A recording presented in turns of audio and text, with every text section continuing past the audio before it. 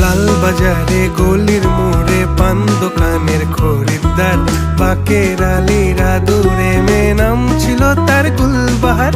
লাল বাজারে গলির মোড়ে পান দোকানের খরিদ্দার, বাকের আলীরা দূরে মে নাম ছিল তার গুলবাহার, নাম ছিল তার গুলবাহার।